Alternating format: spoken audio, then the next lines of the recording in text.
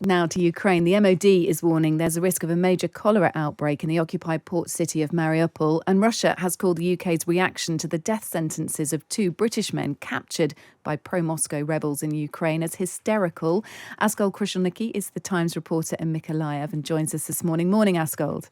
Good morning. Tell us about the situation where you are at the moment. Mykolaiv is a port city that was attacked on the first day of the war on February the 24th and resisted and then pushed back Russian forces that were on the outskirts.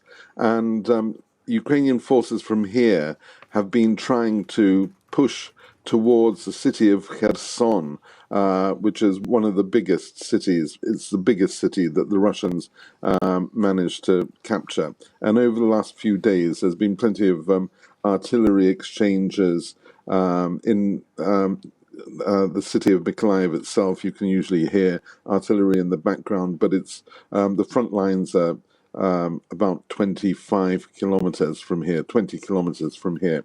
And Ukrainians say that they pressed forward about 7 kilometers yesterday and inflicted lots of casualties on the Russians, but they also suffered lots of casualties, they said. We've heard from Ukraine's Deputy Head of Military Intelligence overnight. He said the Ukraine's losing against Russia on the front lines because they're almost out of ammunition, relying on Western arms, and basically says that they're losing in terms of artillery. This is a call, of course, for more weapons. Is that, do you think, truly representative of the situation, or is that Ukraine really sort of calling to be further boosted by the West in terms of arms and ammunition? I think it's partly a bit of both.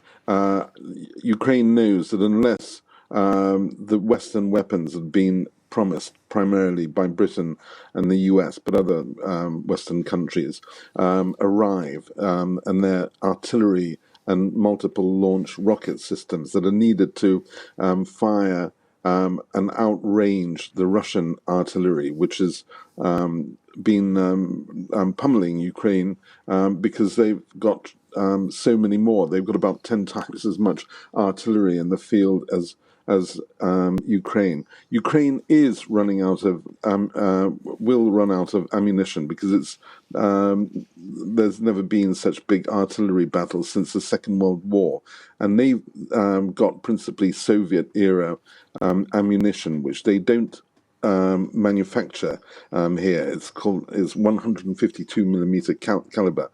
They're running out of those, and the friendly countries, former Warsaw Pact countries that can supply that ammunition, haven't got enough manufacturing facilities to keep up with how much ammunition is needed. So I think the Ukrainians are desperate for those Western weapons to arrive and possibly give them a chance to advance against the Russians. And it is true that their ammunition for this type of artillery battle is dwindling.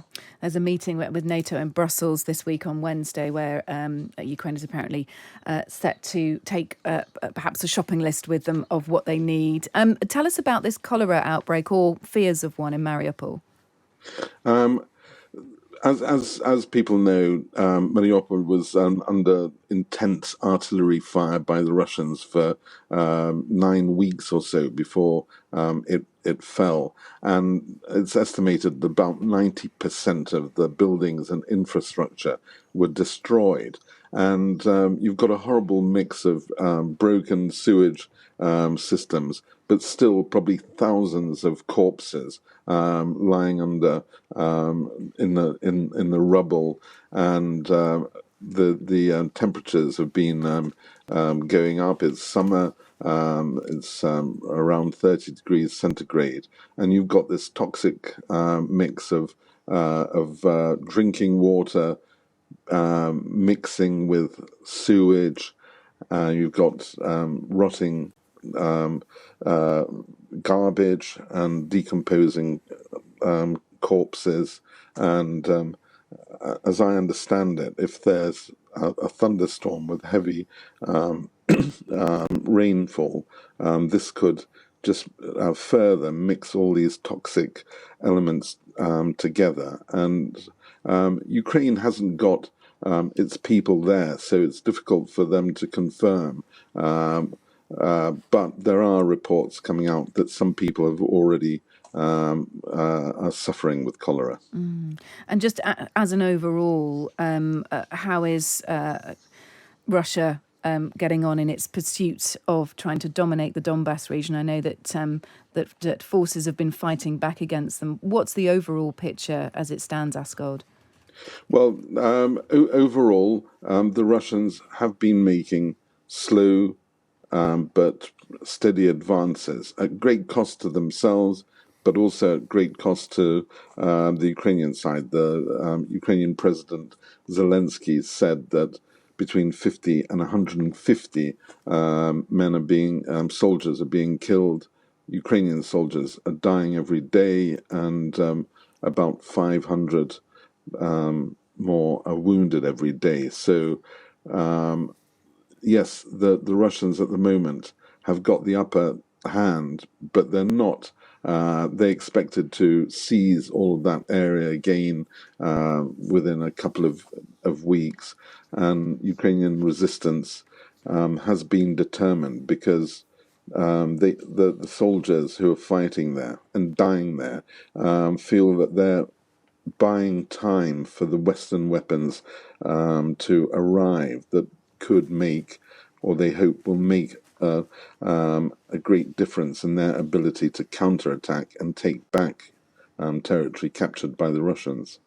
Thanks so much for speaking to us, Askold Krushelnycky, who is the Times reporter currently in Mykolaiv. Thank you.